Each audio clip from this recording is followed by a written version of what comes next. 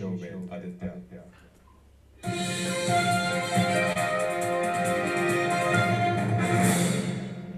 Welcome back after the break. Let's start tonight's this morning's show with this special song which will depict how the year 2021 has been, how the year 2020 was, and how the coming years will be. In between the lines, there's a lot of obscurity. I'm not inclined to resign to maturity. If it's alright, then you're all wrong. But why bounce around to the same damn song? You'd rather run when you can't crawl. I know, you know that I'm not telling the truth. I know, you know, they just don't have any proof. Embrace the deception. Learn how to bend. Your worst inhibitions tend to psych you out in the end. In the realm of compliments, isn't any higher than a fabric misdirection fashioned by a liar, which is the C virus. You think you hate all that you love, acting so surprised when it fits you like a glove. 2020 was nothing more than a deception. You want to find the answers and offer a solution. I have been able to. Everyone has a healthy dose of disillusion. Yes, 2020 and so far the first 40 days of 2021 have been a healthy dose of disillusion. If it's a game, yeah, they wanna play. Yes, it's a healthy dose of disillusion and nothing more than a game. You better load the dice because they'll do it anyway, but you'd rather run when you can't crawl. I know, you know that I'm not telling the truth. I know, you know, they just don't have any proof. Embrace the deception. Learn how to bend. Your worst inhibitions tend to psych you out in the end. Welcome back. Now, the biggest deception, that is sport in India, has resumed. That's a healthy dose of disillusion because the sports in India started with the Indian Football League or the ISL, and to say that the England India tournament started sport is nothing more than a disillusion and a fabricated misdirection fashioned by liars. But since this tournament is on and all the hype about is there that there's Joe Root playing in his 100th match and Ishant Sharma playing in his 98th match, getting close to 100 wickets. And then I'm going to say this on record, despite how much furore it creates, though that depends on who reacts. We have seen what kind of reactions have come with respect to certain individuals being on certain platforms and saying nothing more than a fabricated misdirection. Twitter should be renamed as a healthy dose of disillusion. That is what is Twitter, Facebook, and every other pseudo media site. It's a healthy dose of disillusion. And you think you hate all that you love, acting so surprised when it fits you like a glove. In fact, this song defines those pseudo media sites. Just look at these lines. I know, you know that I'm not telling the truth. That's what happens on pseudo media. I know, you know, they just don't have any proof. Nobody has any proof. We all overreact. Embrace the deception. Over the last 17 years, humans have embraced the deception called pseudo media, called Twitter and Facebook. And unfortunately, that's all it is. But let's get back to another healthy dose of disillusion, saying that tournament in sports in India starts with this. Of course, the obsession with a certain sport, as England after 8 overs are 16 for 0. And let's just carry on this discussion. Of course, Joe Root playing in his 100th match, and the debate is, will Joe Root go on to complete 200 matches? Yes, if he keeps his fitness, which is important, if he keeps his form, means keeps all a sportsman needs to do is to continue his career is and not let anyone else decide whether they should play or they should be dropped. A sports athlete has to do only two things: not get injured and not perform, whether it's athletics, badminton. All a sports athlete has to do is keep on adding statistics, which is why a Roger Federer, despite his substandard quality of tennis, because he's winning majors, he is playing. Though he is a private individual, he doesn't have to be selected or dropped by some sporting body, but it's a personal decision as far as Roger Federer and Nadal go, so that's a different discussion. In sports, where a group of liars and deceptors choose you in the team or drop you, all they look at is, for a footballer, is he scoring the goals? Is he scoring goals in pressure situations? If the score is 1-1 with 89 minutes over, 1 minute to go, and the referee taking a call on having an extra time, will the football player who has been hyped around so much, will they go on to get 2-1 for their team? That's how a sports athlete is judged. As Ishant begins his fifth over, the score is 8.2 overs, 16 for 0, and therefore it's all about Rooto Mania. 100th match for Root. Will he go on to play the 200th match, become only the second player in this sport to play 200 matches? He can. All he needs to do is not score runs, keep his fitness. He's only 30, so he has another 7-8 years, and going by the logic, he gets to 50 matches after every 4 years he plays 50 matches. So 2012 first match, 2016 50th match, 2021 because of a long break 100th match, and if he keeps his fitness, 2024 150th match, and 2027 2028 200th match. In that duration, other players will also come and cause a furore, and the focus will shift. He may retire early. That's up to the player. But It's can he play 10:15. 200 matches? Yes, he can. Now let's look at this tournament, especially the test tournament. This is like an elimination chamber match. Whichever team goes on to win, whether it's by a margin of 2-1, 3-0, they will play the Test World Cup final versus New Zealand. And remember, both India has some unfinished business with New Zealand with respect to the 2019 50 over World Cup semi-final, and England also has some unfinished business with New Zealand since the finals of the World Cup ended in a tie. So there was no winner. So so both India and England are going to battle a Royal Rumble match, an elimination chamber match for that elusive place in a World Cup, because so many World Cups are coming. The Test World Cup in June later this year, the 20 over World Cups in 2021 and 2022, and then the 50 over World Cup in 2023. And even if India managed to reach the finals of these tournaments, that is 4 tournaments, and if Kohli retains his captaincy, remember he has a battle of captaincy with Rohit and Rahane for now, the 2 hours. So it's a Delhi Bombay story.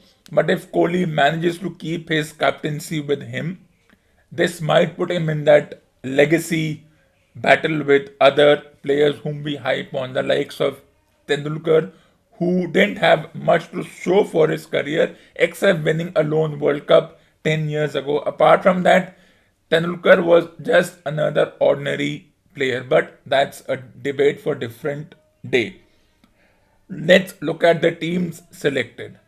England going with three fast bowlers, which includes the all-rounder in Ben Stokes, Jofra Archer, and James Anderson as the fast bowlers. They're going with three spinners in Moeen Ali, Dominic Bess, and Jack Leach. And of course, the question has been, can the three spinners do what the likes of Panesar and Swan did 9 years ago? Well, there is no comparison with Swan and Panesar. They don't even, they were 50% bowlers. They were bowlers who didn't know how to bat. So I don't really count them in that great spinners. But that's how this is.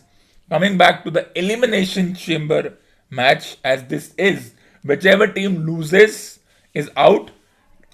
This is the final 4 or 5 matches they get to make sure that they are in the finals. How did New Zealand reach the finals and not India? Because Australia cancelled their tour of Australia, which meant on higher points and more percentage points, and whatever is the way to decide, whatever complicated mathematical models was used by the International Cricket Board to decide the way a team would enter the finals of this tournament.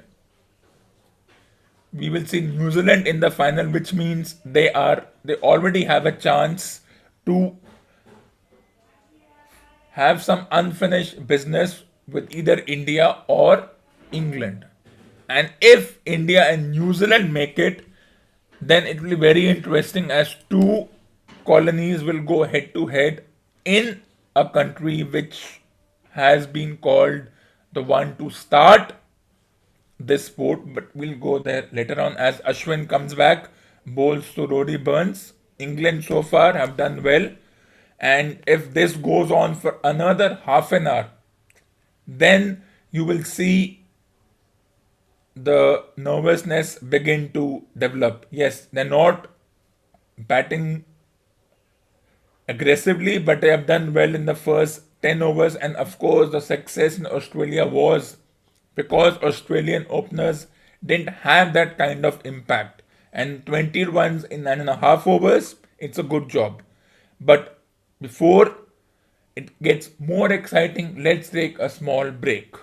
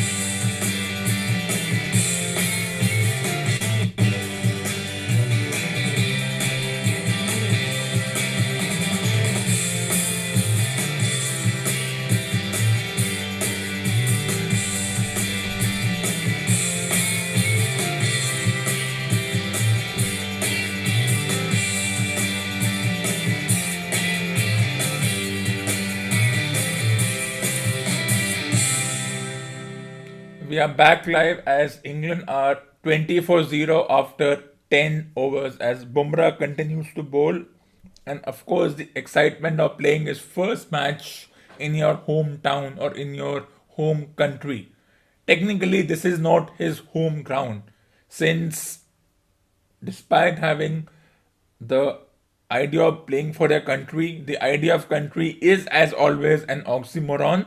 But as Bumrah from Gujarat is playing in Chennai, you have two local Chennai players from here as 21 for 0 after 10.1 overs. At this point, the discussion will be let's not get too nervous because they're going slow. But if they have another 60 70 minutes before they go into a lunch break or a tea break, whichever comes first, if they are after 25 26 overs still, let's say 50 for 0, then the nervousness will come back because this will be the toughest test they face. And I've heard a few pseudo commentators say that Australia batted un-Australian. What is Australian? We are so obsessed with 12 or 13 players that we can't look beyond them. That's how we look at certain teams. And there was already a debate of Pant being there and then the statistics going against him with the pseudo commentators and the broadcaster saying that he dropped a catch. That cannot be called a catch drop. I do not agree with that. That was not a drop catch. Coming from people who don't even know what is it to take a catch. So let's not get too excited. Unlike David Warner, you don't expect the likes of Rory Burns and Dominic Sibley to hit every ball for a 4 or 6. They're going to defend. And this was a close call, but they might get an overthrow and get 2 extra runs. So the excitement of hitting the wickets means that they get that extra run. 22 after 10.5 overs. A decent start. Nervousness beginning to happen. We saw had he hit, he was gone. We always say that had the fielder hit, well, it was far away from the stumps. So nowhere was the stumps even in action. But let's see. And of course, don't expect Dom Sibley and Rory Burns will only get out if the spinners, if the bowlers do something, means a yorker or a bouncer which they won't be able to defend. But as this ball has been flicked away and this has been stopped in the boundary and they will come back for 3 runs despite being smaller grounds. To take 3 runs in an Indian ground is a huge achievement. These are not 80-90 centimeter grounds. These are 60-70 centimeter grounds, meter ground from the where the players are. Indian grounds are not big. They give you this illusion of being big and this almost could have injured the fielder because he ran over the ball. This was a very close call in this effort. He almost slipped over the boundary rope and could have hurt himself. And he is the third spinner. Oh, he almost ran over the ball. That could have really hurt him had he slipped. The boundary ropes protected him, but we might see the physiotherapist come from the locker room to check. And of course, the multiple replays showing not the boundary saved, but the injury averted. A very close call because his foot slipped, and that's a very very close call as far as his injury is concerned. And he is one, and this will reduce them to 4 bowlers. And we have seen, can India deal with 4 bowlers again? We don't want injuries. We took Nadeem and the boundary has been saved, but injury could have happened.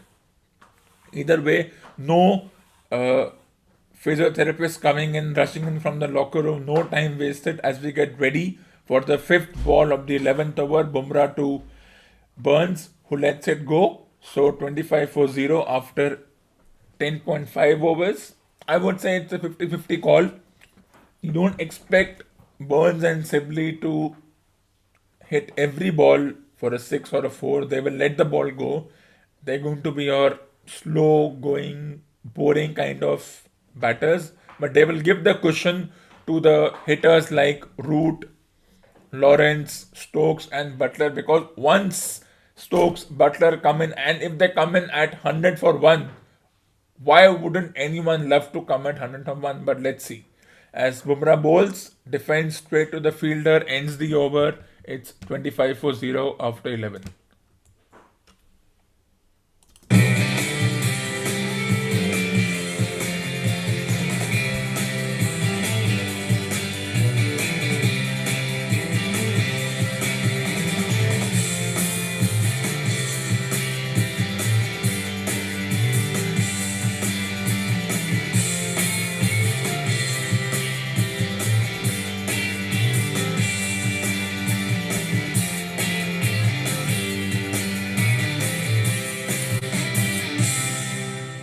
Welcome back after the break. So 25 for 0.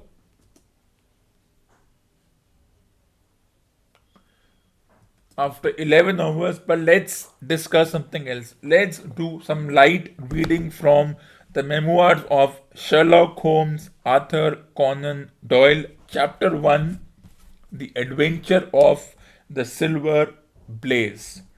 Mrs. Straker awoke at 7 in the morning to find that her husband had not yet returned. She dressed herself hastily, called the maid, and set off for the stables.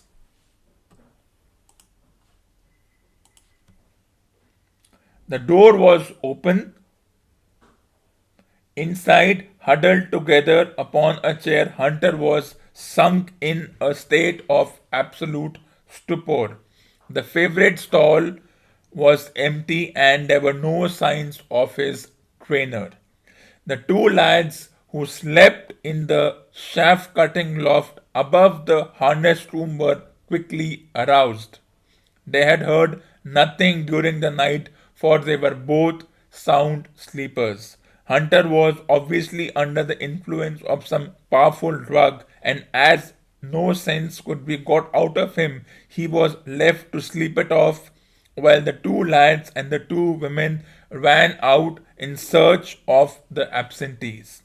They still had hopes that the trainer had for some reason taken out the horse for early exercise, but on ascending the knoll near the house from which all the neighboring moods It's 10:30. from which all the neighboring moods were visible, they not only could see no signs of the missing favorite, but they perceived something which warned them that they were in the presence of a tragedy.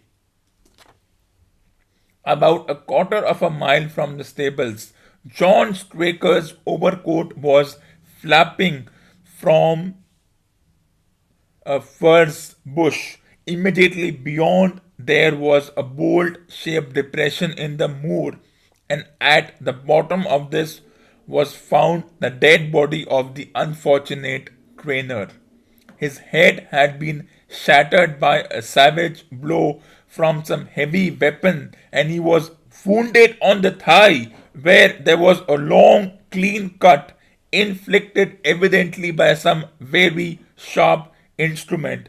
It was clear, however, that Straker had defended himself vigorously against his assailants, for in his right hand he held a small knife which was clotted with blood up to the handle, while in his left he clasped a red and black silk cravat, which was recognized by the maid as having been worn on the preceding evening by the stranger who had visited the stables. Let's take a short break.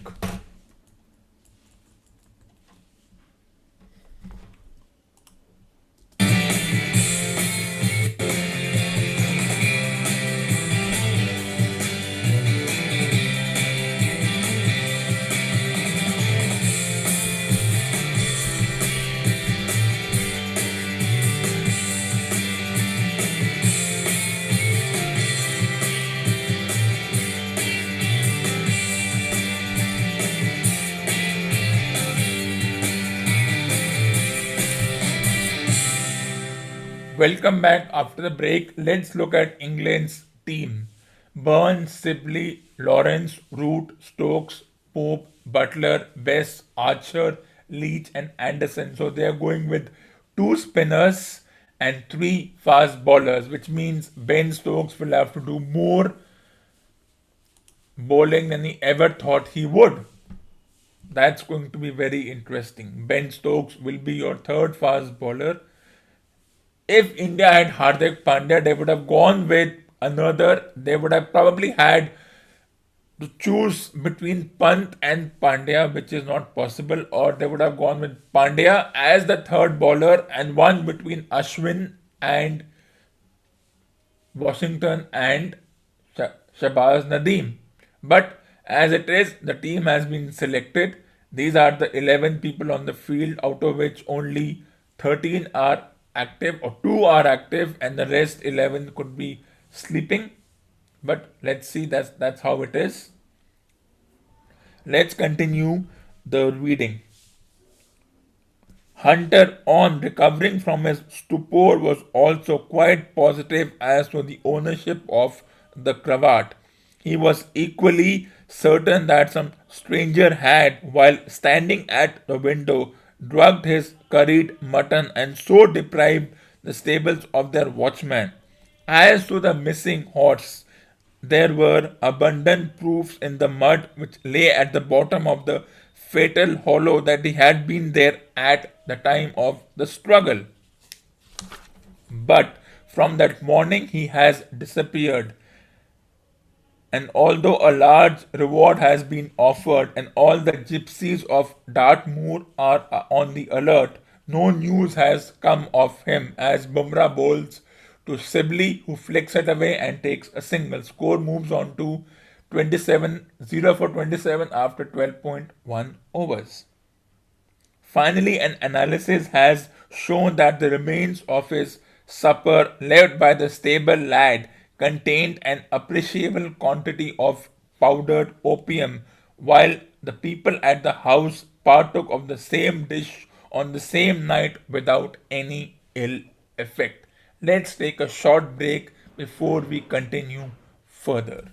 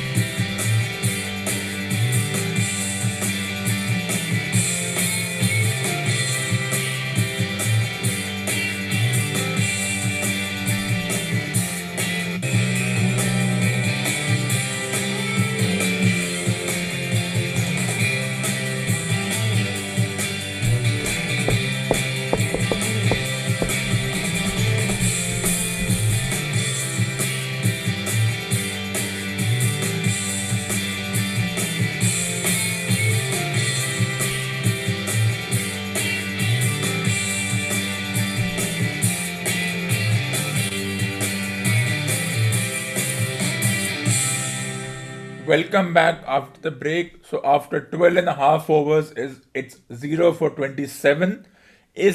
Are the nervousness coming back for the bowling team because they think that they have to take wickets?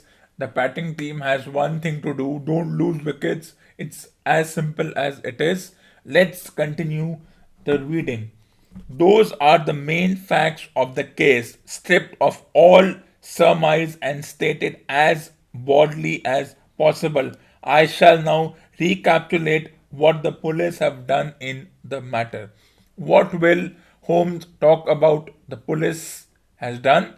We'll find out in the next episode. For now, let's just do a bit of more commentary of this particular match.